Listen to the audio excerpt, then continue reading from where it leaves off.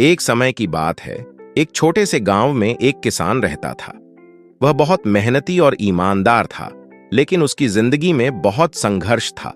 उसकी फसलें अक्सर मौसम की मार झेलतीं और उसके पास खाने के लिए भी मुश्किल से कुछ होता। एक दिन किसान के पास एक साधु आया। साधु ने किसान से पानी मांगा। किसान ने उसे पानी पिलाया और थोड़ा सा खाना भी दिया जो उसके पास था। साधु उसकी दयालुता से प्रभावित हुआ और उसने किसान को एक अद्भुत वरदान देने का प्रस्ताव रखा। साधु ने कहा, मैं तुम्हें एक जादुई पत्थर दे रहा हूं। इसे जहां भी रखोगे वहां सोना मिलेगा। पर ध्यान रखना, इस पत्थर का प्रयोग केवल एक बार किया जा सकता है। किसान ने सोच विचार कर पत्थर को ले लिया। किसान ने सोचा कि इस पत्थर का प्रयोग कब और कैसे करना है।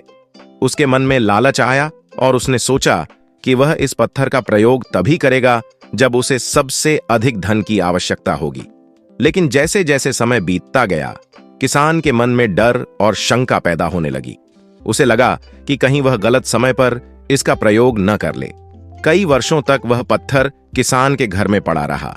इस बीच किसान ने अपनी मेहनत और ईमानदारी से खेती की और धीरे धीरे उसका जीवन सुधरने लगा। उसने अपनी मेहनत और ईमानदारी से कमाई की और खुशहाल जीवन जीने लगा। फिर एक दिन किसान ने सोचा कि उसने तो कभी उस पत्थर का उपयोग किया ही नहीं।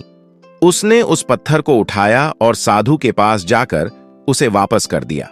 साधु ने मुस्कुराते हुए कहा, तुम्हें इसकी कभी आवश्यकता ही नहीं थी। असली सोना तुम्हारे अंदर की मेहनत, ईमानदारी और धैर्य में है। तुमने जीवन की असली पहचान पा ली है। किसान को यह बात समझ में आई और उसने सदा के लिए अपनी ईमानदारी और मेहनत को अपना सबसे बड़ा खजाना मान लिया।